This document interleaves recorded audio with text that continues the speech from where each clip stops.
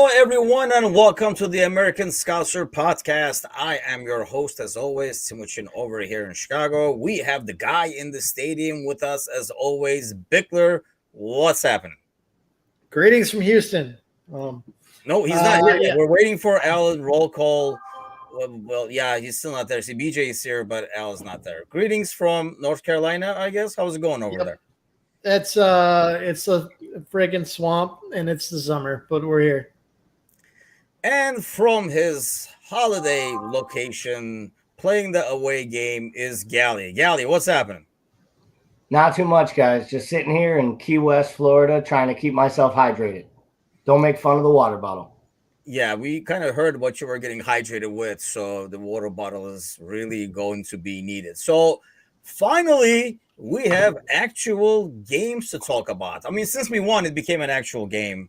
If we had lost, it was just going to be preseason. But since we did win, it will be an actual game. So let's start with that. There's kind of like a bunch of areas that I want to go to with this game. And then obviously, finally, the season is here.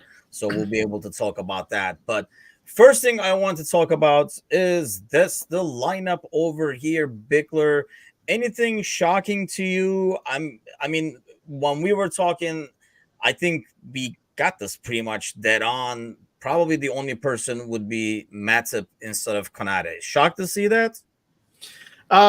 So not after the lineup of the game before, right, where Konate started. That was pretty much the dead giveaway that he wasn't going to start this match. But yeah, overall, a little bit. But, Klopp is he's big on loyalty, right? So I think he will – look, I mean, I think that he probably will roll Joel out until the succession plan fully develops and probably only a matter of time. But when I look at it, I can see Klopp being pretty loyal to, like, if it's a 50-50, he's going to go with the guy that he's held the most sort of seniority to, right? So, I mean, I think that sort of holds true here. But otherwise, yes, the lineup we all expected, the lineup we probably all wanted. By the way, I just noticed that you guys are such in a happy mood, smiling and stuff like that. And I know exactly why. So don't think I forgot about trivia. Well, I did forget about trivia, but I did freaking just remember it because I just sense like an extra level. Too late. We're already in the game graphics. It'd be unprofessional to peel away now. Oh, no, unprofessional is my middle name. So let's go to this week's trivia that I acted like I forgot to see what reaction I would get. Let's go with that. So since you guys are really digging these Premier League club questions, BJ is like producing them like a freaking factory out there. So here we go.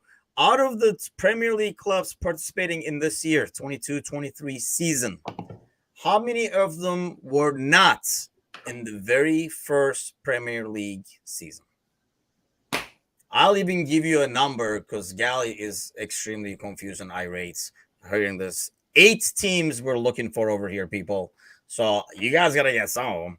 But 8 teams. Bickler, we're starting with you. Give us 4 guesses, and then let's see if we get 4 out of 4 for you. As original 8 teams in? Yes. 8 teams playing this season were not in the very first season of the Premier League. Give me 4 teams guesses. Not in. Okay. We're not in.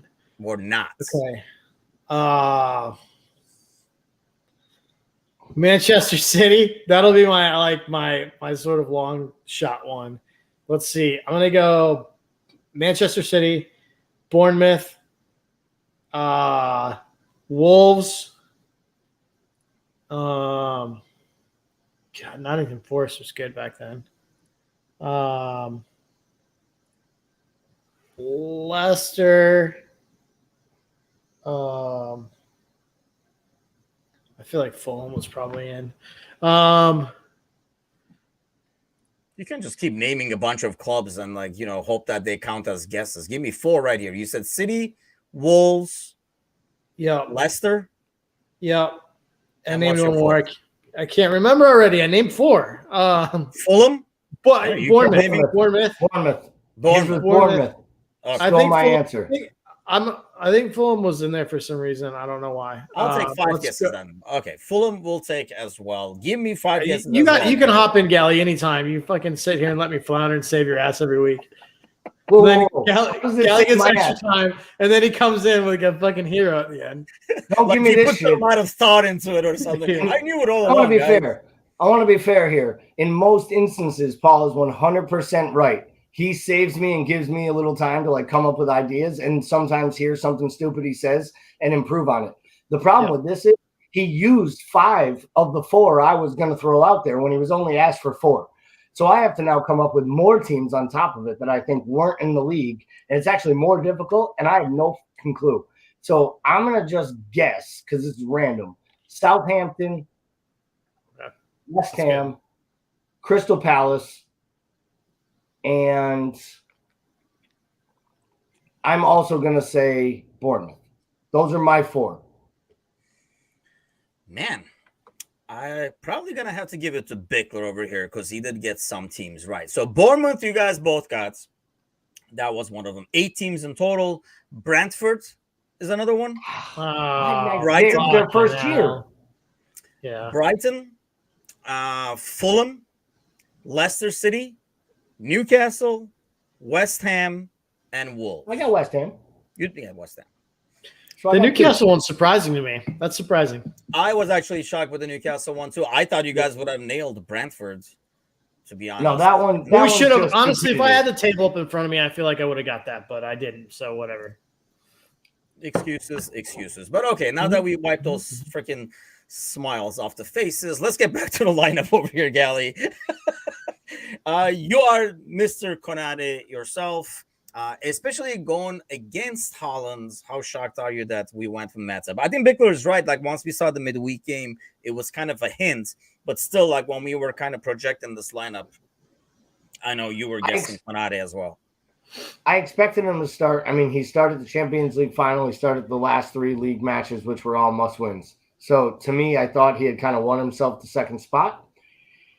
I totally understand it. I'm with Paul. I don't think Matip was anything different than what Konate would have offered in the match. I think maybe because of the way that Pep's side plays with a more methodical possession base, that it wasn't as much about speed, and there's no more Raheem Sterling running at Trent on the left-hand side. It was Jack Grealish, so it was more about the guile, and maybe you wanted the veteran player. And I think maybe it was just about having the most solid back line you could have. And I think Virgil and Joel have the most minutes together of anyone in the side at this point with how much they played last year. So I can understand why he made that call. Everything else basically picked itself, as we said.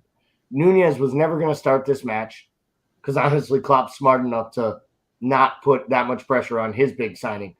And he let the pressure go on the other big signing, and we'll get to how that turned out. Yeah, so that was like the interesting thing. Obviously, we kind of like knew that's how we would go.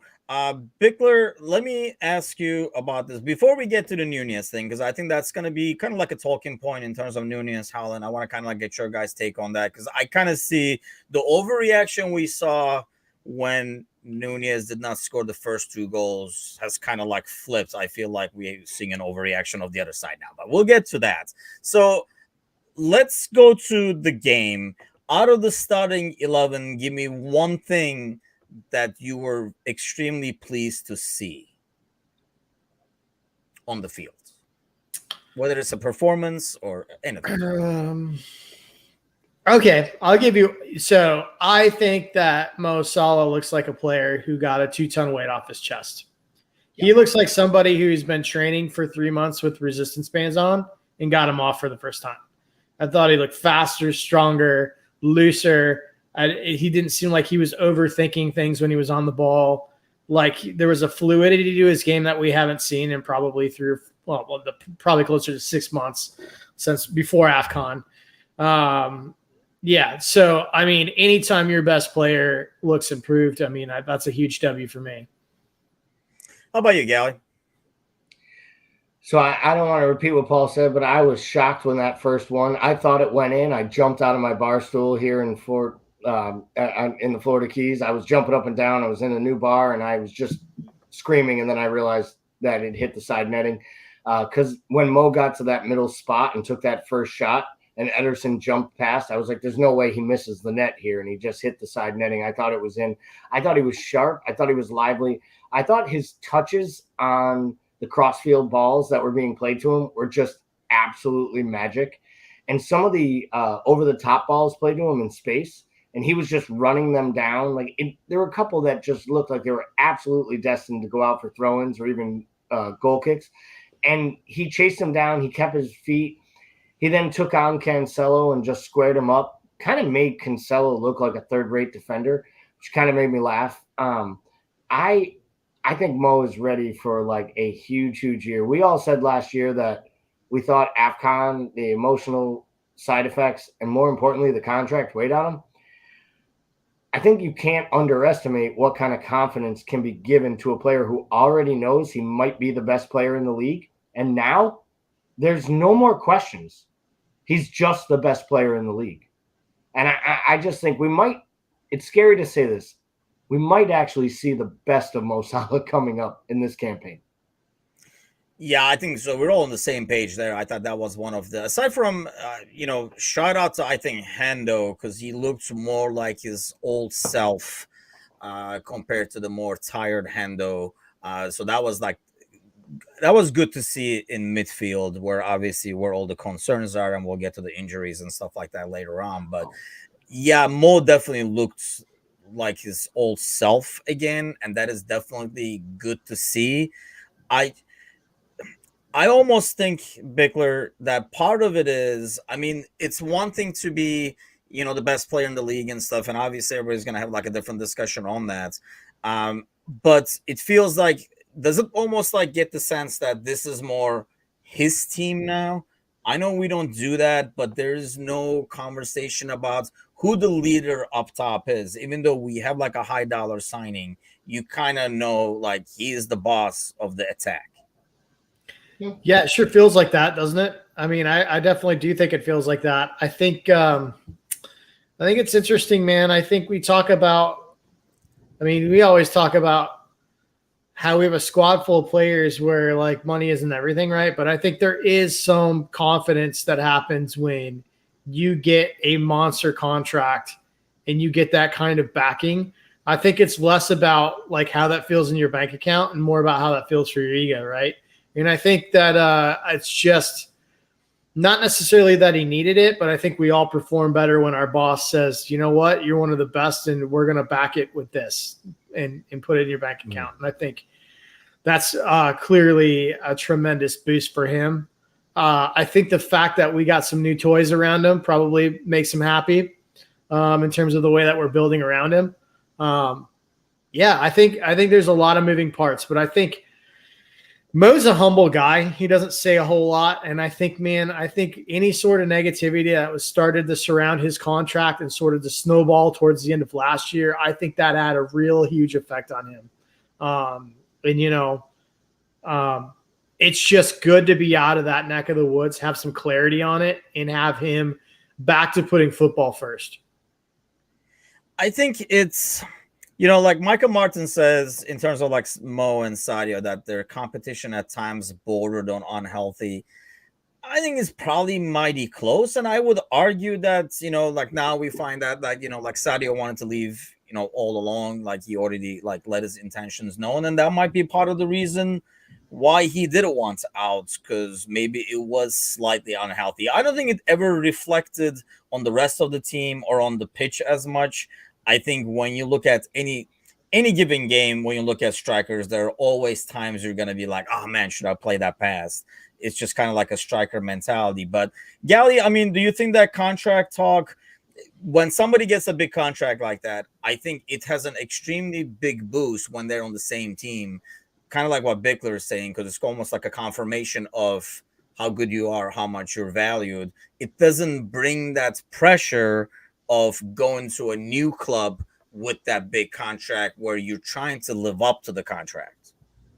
Yeah, I mean, it affirms your own belief, right? Mo Salah believed in himself. He believed he was a great goal scorer. He was a great goal scorer. But the club told him that they valued him to the level he valued himself. And I think that instills confidence in a player. I also think it instills confidence in the rest of the players inside the dressing room, because they recognize that if you're great, like, let's be honest, right? even Sadio Mane, who says nothing but glowing things about Mo Salah as a teammate, as a man, and his talents and attributes on the pitch. They watch him every day in training. They know how hard he works. They watch him every day on a pitch, and they watch him on Saturday and Sunday. And they know he's the best player on that team. Like, they're all great, but they know he's the best. And I think if I'm Luis Diaz and I see the club reward Mo Salah or reward Virgil van Dijk for being the best in the world at what they do, it instills confidence in me that if I fulfill my potential, that this employer and this club will be respectful to me and take care of me as well. And at the end of the day, they're all professionals and they're supporting their families and they're building legacies for themselves. So, and we talk about the new signings, and it's absolutely true. I think he's excited to play with Diaz on the left. I think he's really, really excited to play with Nunez. They look like they've already created great chemistry. But, and you guys will get mad at me for saying this first, but he should be most excited that Bobby Firmino was on the pitch starting with him, because he looked really good and he got in good spots. And more importantly, he got out of spots to create space for him. And I think it's space that at times Sadio was taking up, at times Jota takes up. And I think we saw that Pep and Mo step coming in, cutting in on the left that we've seen for, 5+ years. And I believe Bobby, if I could go back when you asked me what did I want to kind of highlight, and I went into Mo because it was just so good. I think the highlight was Bobby Firmino looked like Bobby Firmino, and I hope it lasts because it'll change everything if it does. Well, when this comes from this guy over here, Gally, Bobby was, hey, don't be shaking your head. You're not, Bickler knows what I'm talking about, right, Bickler? Gally hates Bobby. Thank you, Bickler. That is such bullshit, and you know it. And you know it. And you guys love it because you know it. Man. Well done, my friend. Where's my sippy cup when I need it?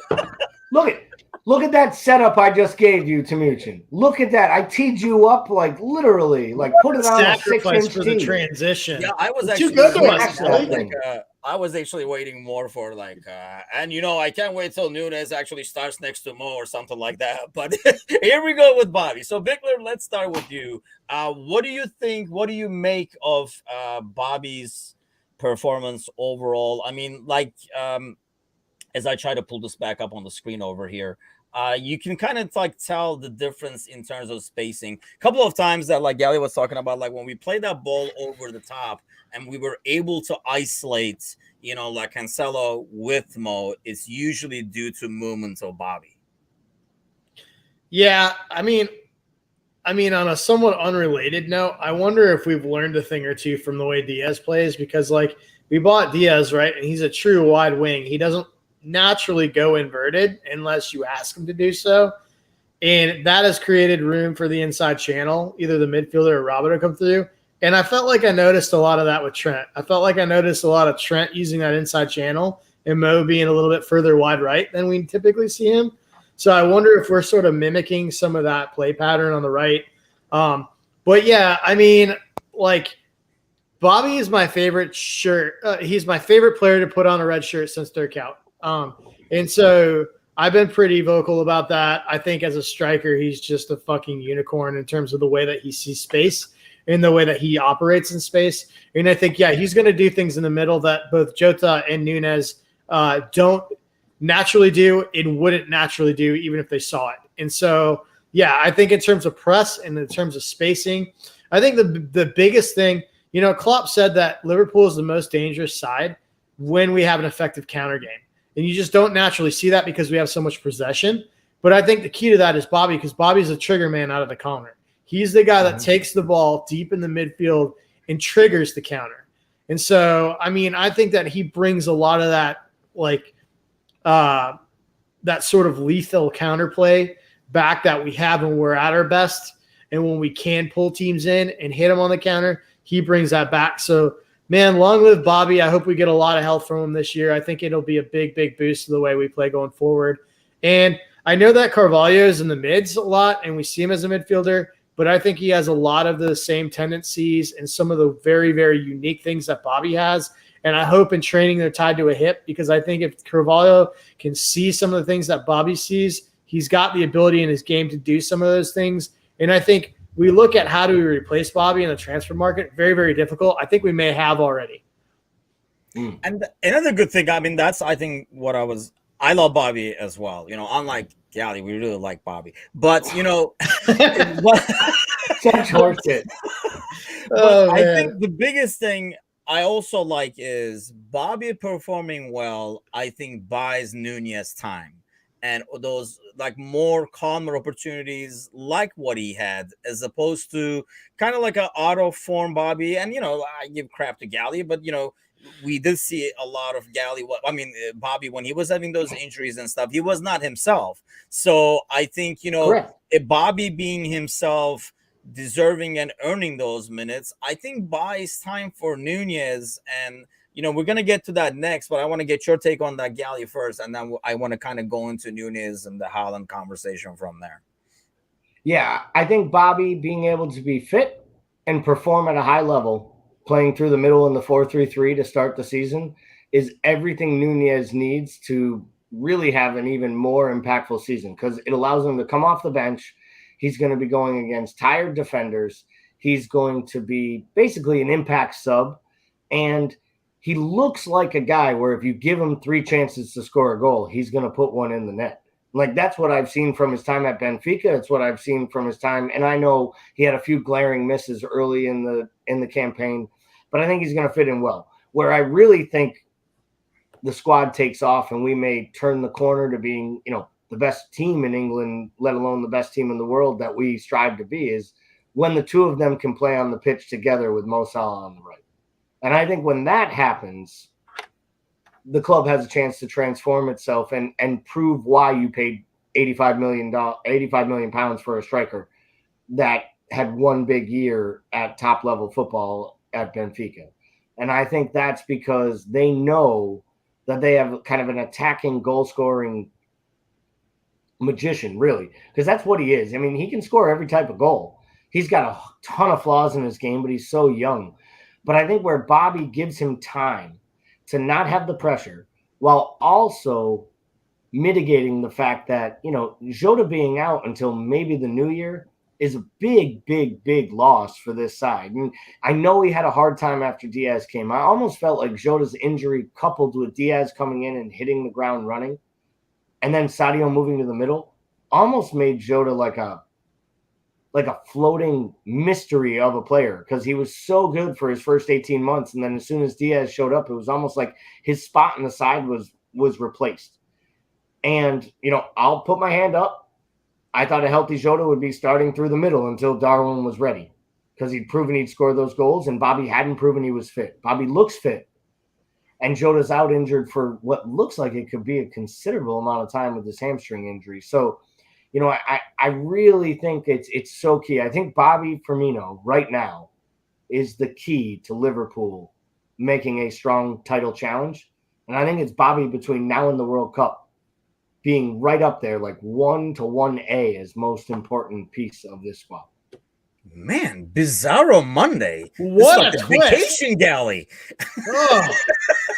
Man, what a ride. I always felt that was the guy that was there. What did I always tell you? If he can play 4 games in a row, it'll be the first time in 3 months he's played 4 games in a row. Yeah, so but it was the way you said it.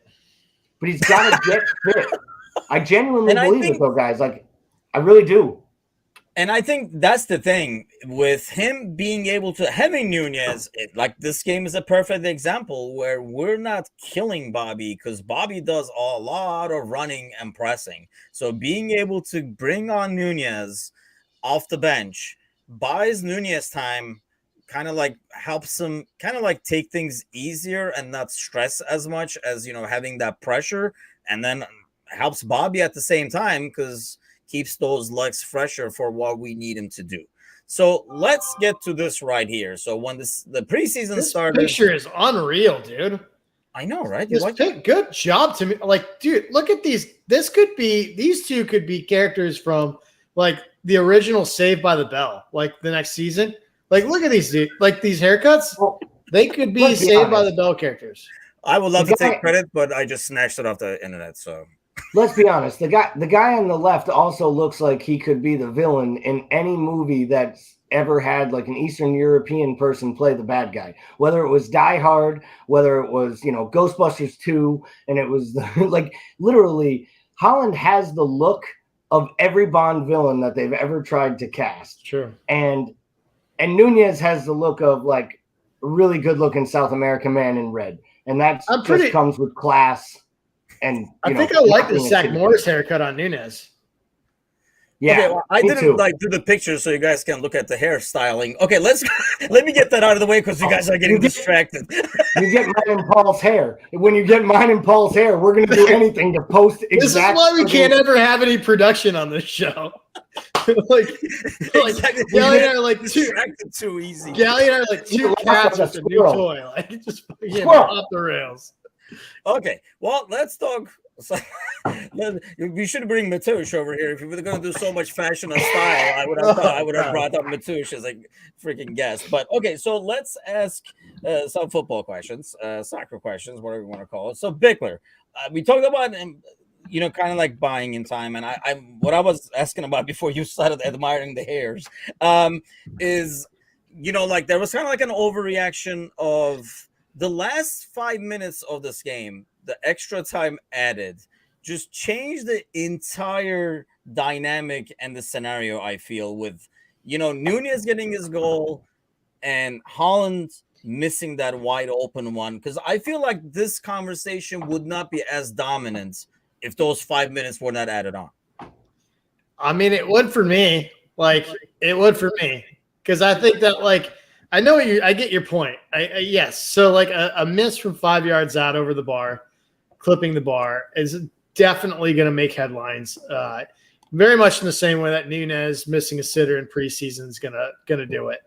I think the difference for me was early days, right? So a year from now, we were all talking, a lot of supporters talking about Haaland, and if we got Haaland, it would be lights out. We would win and my concern always with Haaland, I know Gally always questioned his durability.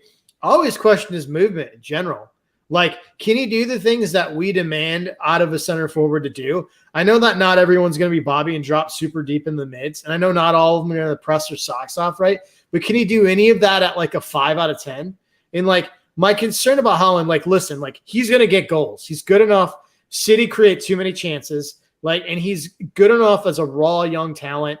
He's going to put goals away, at probably a pretty good rate. He's going to score goals. But my concern is and you saw De Bruyne getting frustrated with Haaland on the pitch. And I love De Bruyne, but that's one thing I don't like about his game is that to me, he gets very negative on the pitch very quickly with people. And I think that's going to be a problem because Haaland, we don't have a heat map for him, but he was a fucking statue for most of that game. And that's a problem. He's got to find movement. He's got to find ways to get into that and show to space and do all those things that you need a striker to do. And he didn't do that in this game. Now, granted, he hasn't played hardly any, right? And so that's on Pep. You put your big money signing out there cold with not a whole lot of preseason and expect good results. So, are we overacting? Probably. Are there things that I would be concerned about as a City supporter? Yeah, a little bit, for sure. Ask and you shall receive, my friend. What do you make of this heat map and the lack of movement, Gally? I think one thing that we saw is, and I wish, I was talking to actually somebody about this earlier today, I wish City had a tougher run starting the season because I think he will get his goals. I agree with Bickler, but I think it's going to take them time to find ways to get the most out of him. And until then, I think they're going to have some issues that they didn't have with whiny Jesus. So what do you make of now that we're looking at the heat map that Bickler was asking for? Love you found a way to get a shot and a dig at Jesus talking about City, a guy who plays for another squad. And two, by the way, while you're taking shots at us about hair, let the man who wears a hat on every podcast not talk about heads of hair, okay? Really, giving us some. I'll put it up here so you guys can talk about hair instead of football. That's what I'm talking about. Look at that. So, in all seriousness, that picture right there of Erling Haaland's head is a hell of a lot more impressive than this heat map because 2 of his first 4 touches were on kickoffs, 1 to start the game and 1 after Trent's goal. He was poor.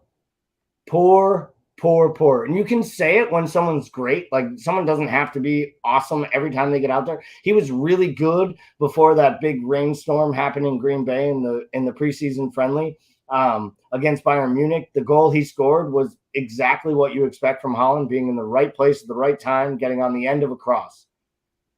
He was poor in this match. You know what he looked like? He looked like a guy who knew he was playing his first real match in England against his real competitor and opponent. And it wasn't Nunez, it was Liverpool, and it was Van Dijk, and it was Matip. And I just think the way that they kind of marshaled him through the box, he never looked like he was in a really dangerous position. Now, there was that one time on the counter where falling down, he got that shot off, like sweeping his leg at it. And I was like, wow, that's the talent right there. Like, he was completely off balance. He was falling down, and he got a strike on net that if Adrian doesn't get, I can't believe I'm going to say this, strong leg out, it's goal. And it's an impressive goal because he's going the other way, falling down, and he puts the ball in the bottom left-hand corner of the net.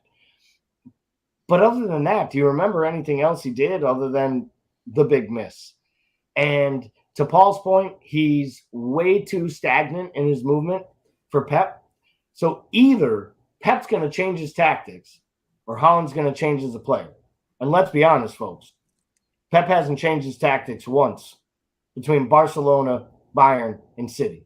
The only thing he really did was change the way he played with those, the really tucked-in defenders in the Premier League. When he first came in, he just got run over in that first season, and they were like, this will never work in the Premier League if he just keeps bombing everyone forward. And he kind of realized how you have to defend. I've always questioned whether they have the pieces to supply Haaland with success. And what I mean by that is a big part of Haaland's success at Dortmund was what Jadon Sancho was able to bring on the right-hand side in that prolific year the two of them had, where they were at the highest of their games.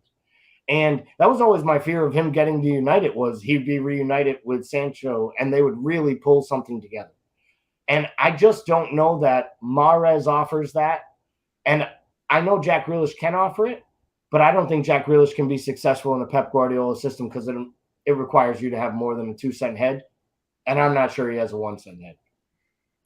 And that's the thing. I mean, whether they like it or not, Scott, I'm like so scared to put this picture up now, but whether they like it or not, they're always, I mean, these guys are always going to be connected. They came, I mean, top two teams that are constantly going out in the Premier League. And these are their like high dollar, high profile signings in the off season to kind of like one better each other. And obviously Haaland has, I feel like, more pressure coming in.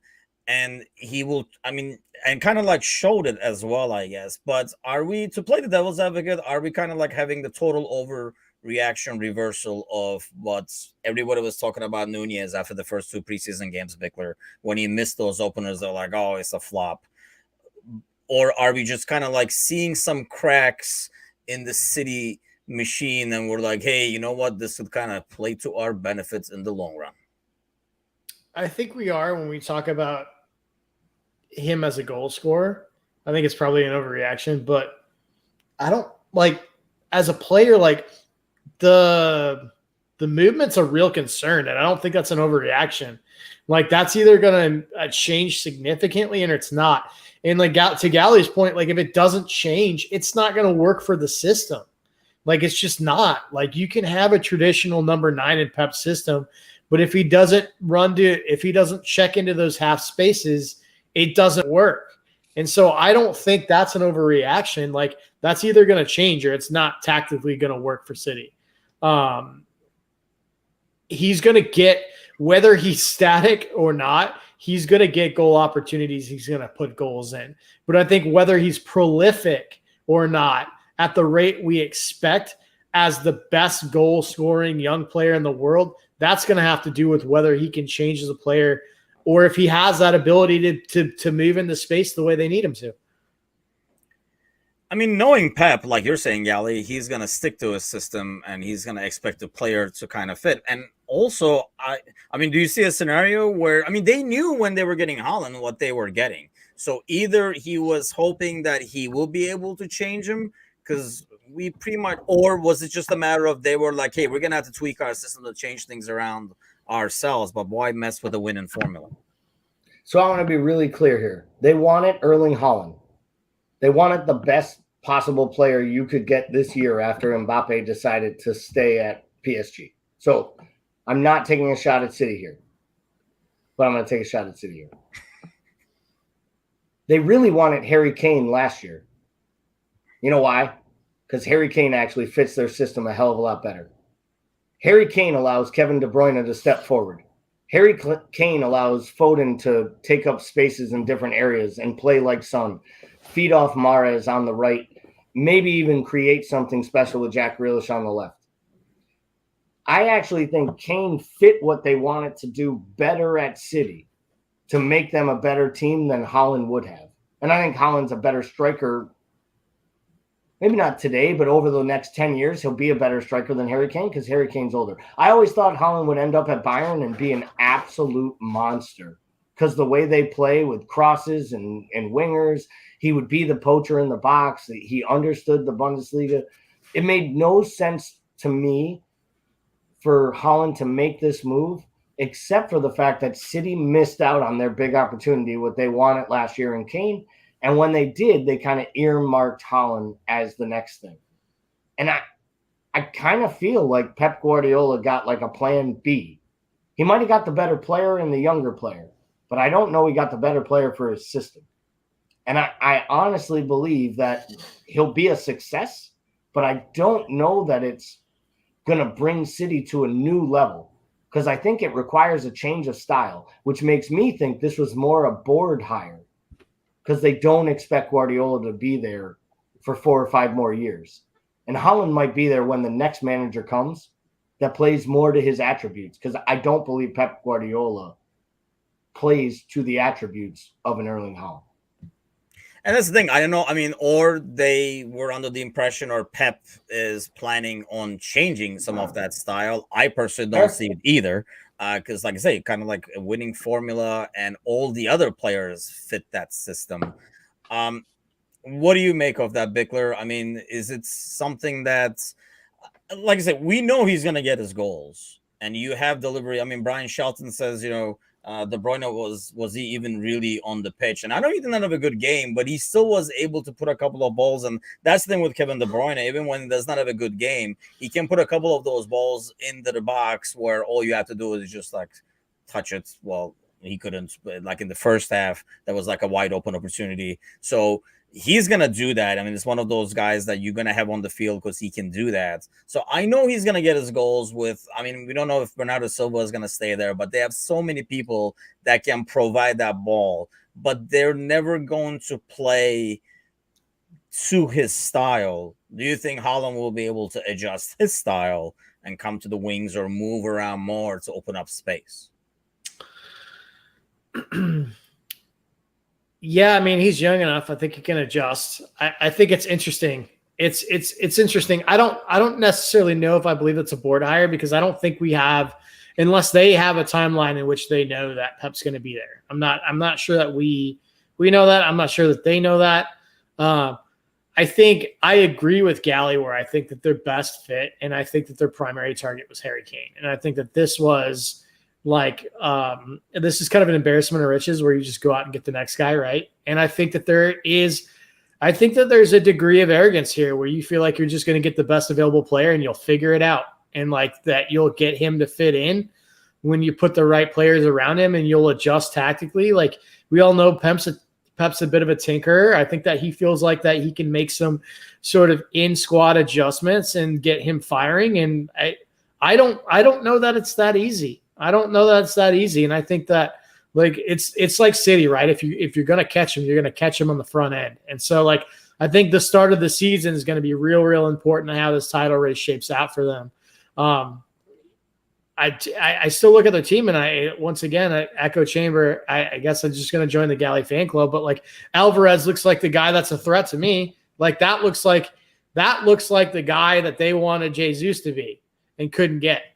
So I think it's going to be real interesting to see what happens here between the two. They've got a lot of moving parts. They've got a lot of weapons.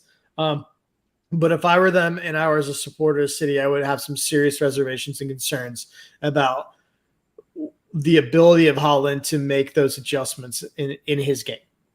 Yeah, I think that's why I wish they had a tougher schedule starting out the season. I mean, no game is easy in the Premier League, and maybe it will actually even be better where maybe we'll have them lose some points in what looks like on paper the easier part of the schedule too. Mhm. So it could be a double benefit. Alan Walnut is with us. He says, "Holy crap, I'm so late." Well, to be honest, when we didn't see greetings for Houston, we already called the emergency services over there in Houston. So they will be doing a wellness check because we were like, where is Alan? But he is with us as well. So let's talk about our boy instead of their boy. So Gally, I mean, from what you see from his game, I don't know if that header was going in or not, but either way, he caused the penalty, he scored his goal. And more importantly, I felt like, he was effective and he made his presence known when he was on the field. Yeah, I mean, I think the header was on net, which at one point I screamed it should be a red card, and the people in the bar were like, "Okay, Homer, stop, just calm down." And that just showed my excitement for the moment that Mo was going to step up and take that penalty. I think the bigger key was that he won the header. And it just showed that there was a physical presence in the box in that moment, like a big play in the 84th minute or 83rd minute, whenever it was, that he could go up and win that header over Diaz and knock it down and win the headball or win the handball and the penalty. And then the goal was nice. I mean, he was in the right place at the right time. He made the right run, and then he calmly finished it off when we saw another player on another team have a similar situation and just, fluff his lines. For me, the one where he bared down on Ederson and didn't score was just as good because he made the absolute right run on the right timing. And it's not something he did a lot of at Benfica, which was try to run behind on a timing play from midfield. So it felt like he was starting to pick up the nuances of how we're going to play, and that he's betting in a way that if we get that type of energy off the bench with that type of talent, that's something we haven't had for a long, long time, as we've been asking for a game changer player to come in. And eventually he'll start. Oh, yeah. Divock. He'd come in and do it in the 95th minute. But I believe this guy's going to come on against tired defensive teams in the 55th, 60th minute of Premier League matches and may do exactly what we saw.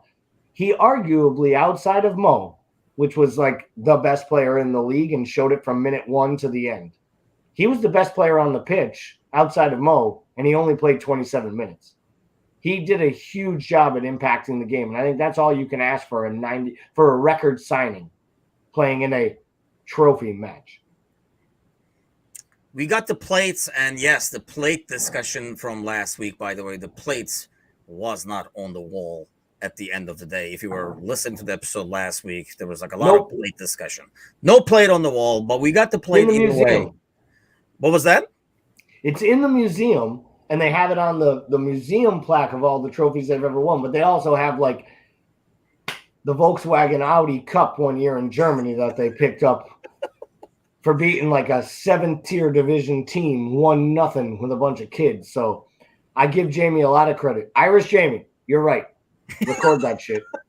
No plates, but we got the plate either way. And obviously, like I say, if we lost it, I think I was looking more like the game and how it went and stuff. And I really liked what I saw overall in terms of how much more the team looked a lot more ready. Like we talked about, Henderson, that midfield looks solid. But then we have these injury worries and stuff now. How concerned are you? While there are players that may not be starting, are you worried about that, Bickler, as we hear about all these injuries like Jones and stuff like that? Or it's almost better to get these out of the way early in the season, and it's partially because of the training?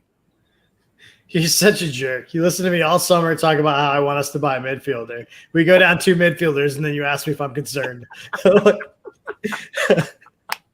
it's gonna be fine. I mean, what do you mean? Listen, Jones in a walking boot, Naby with what we suspect is COVID.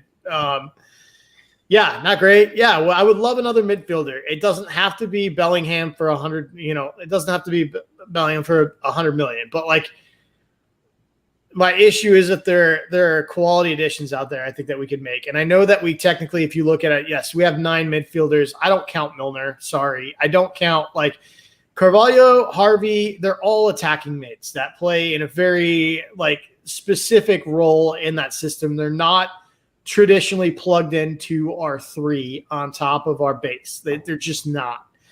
Can Harvey? Probably, potentially. Can Jones when he's healthy? Yes, with very, very mixed results. Like, I think that, like, I still think that Sangare for PSV is a good addition. Like, to me, we need another holding mid at bare minimum. I don't believe that we're going into this season happy with the fact that our backups for Fabinho are Henderson and Milner. I just don't believe that. I think Sangare, I mean, we go to the championship again. Sanderberg, the Norwegian kid from, like, Sheffield United. I'd be fine with that. And I think that he's got a ton of potential. He's a solid player. He wouldn't cost an arm. I mean, there's players out there. We're always like, yeah, but who? Who? Be realistic. There's players out there, and like we say, be realistic, and then we go and our team finds 8 players that we've been monitoring for 6 years, right? So we know the players are out there. I just think that we're at least 2 bodies shy in the midfield, and part of that is because we still have Ox, which I think should be probably gone at some point because of just his inability to stay healthy. But yeah, I am concerned. I mean, we're down 3 midfielders already, and we haven't even gotten to Milner. So, like, yeah, I don't love it. I think that's the issue. Like all those players you named, including the ones that are injured, like Jones and stuff like that, I just do not have confidence in them filling in the shoes of Fab or Hando. And I think that's, the holding mids and even Hando, like, you need, because I feel like even if you get another player that's newer, even if it is Sangare, I would like Hando out there with him if we're doing that. So either way, we need 2 out of those 3 out there at all times. And that is definitely a concern. But finally, we get to do some meaningful predictions over here, Gally. Fulham game is up next. I guess we could have talked a little bit about the preseason game afterwards. It was kind of like a mishmash, and I mean, it was good to have those guys out there getting another run. But I figured like it was kind of like not fair to dissect that game that much. So let's move on to the next one right away against Fulham. What is the 11 you're expecting to see? Obviously, we're expecting Alisson to be back in goal. The rest of the lineup pretty much fills itself, I guess, maybe except that second center back position, which Konate, I think, is kind of nicked up now. Yeah, I just believe it. It's what we saw on Saturday. That's the starting lineup with Alisson in net as long as he's physically fit. I kind of hope somehow Kelleher is like miraculously fit enough to make the bench because I'm not going to lie. I know some people will defend Adrian as a great number 3, or if it's your number 3 and he plays that well and you win a trophy. He won 2 trophies.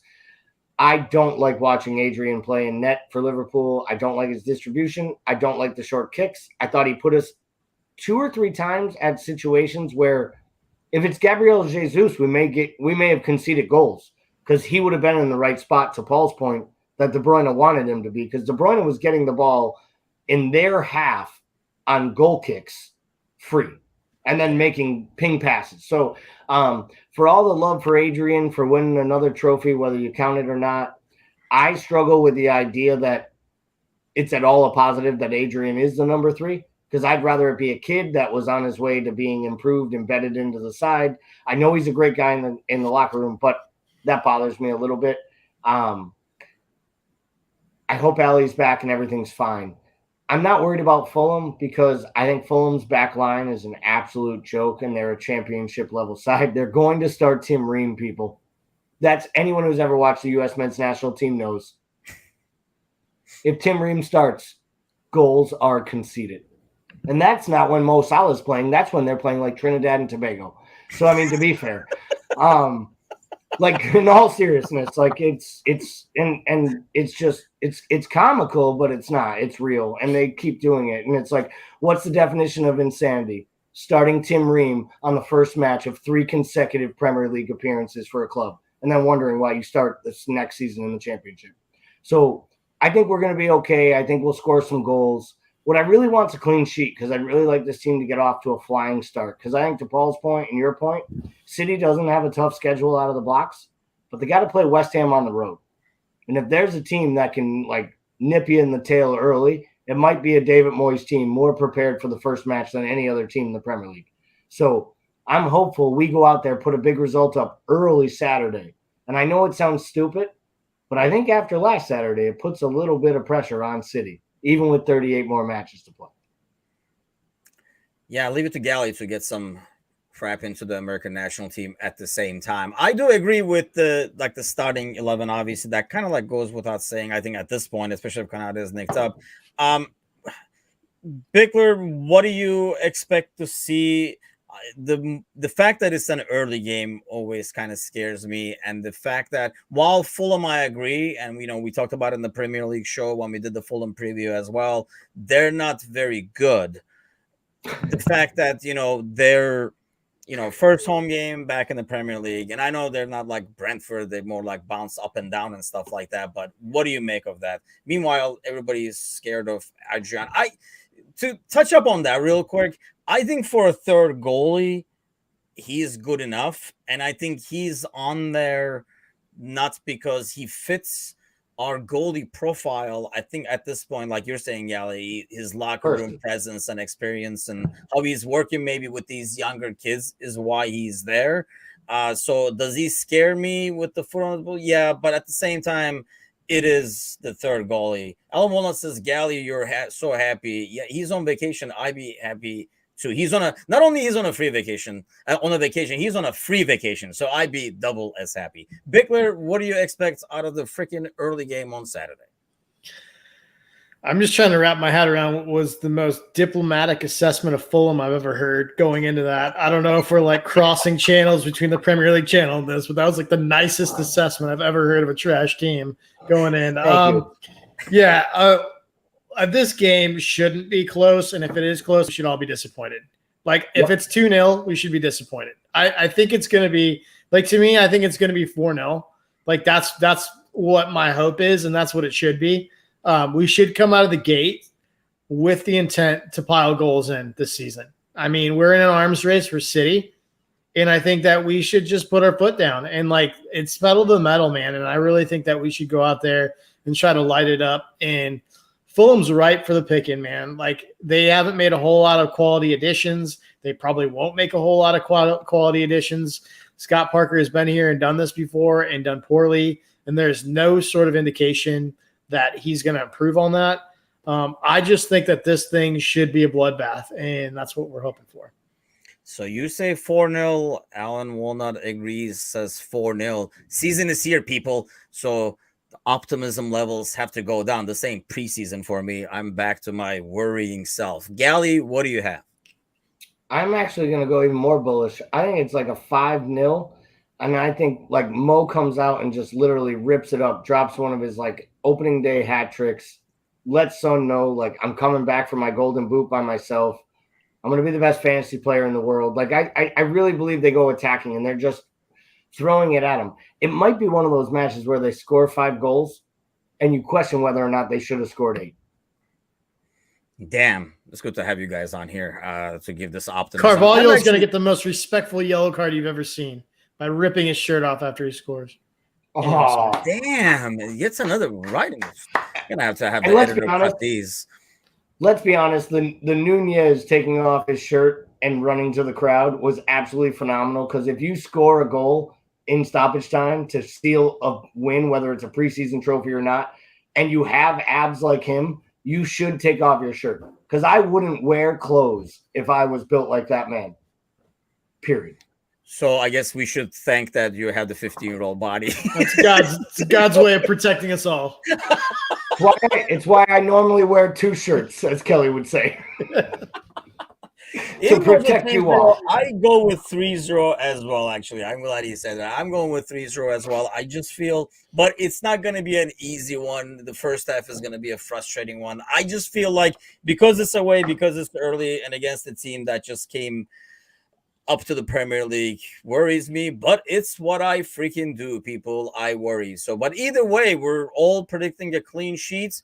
it's just freaking great to talk about actual real games that matter. Not that this one didn't matter. We got the plate on the wall. Well, not on the wall, on the table, whatever. But so it was good to have that. It was a good start to the season, both for Nunez and stuff. I think it was kind of like the ideal scenario. If it wasn't for these injuries, I would be even happier. But hopefully, gentlemen, next Monday when we sit over here, we'll be talking about how we already started the season with a clean, maybe even a point advantage, like Gally says, because I can hopefully see that. A guy can wish. Well, thank you all for joining, commenting, liking, and all that good stuff. Head on over to our YouTube TV station as well. We're about to finish up our Premier League predictions, and Gally over here, along with Mateusz, is there to help you guys out with your fantasy team if you have not picked them already. If you have done what I did, which was like the quick pick thing that you click on where it spits out a roster.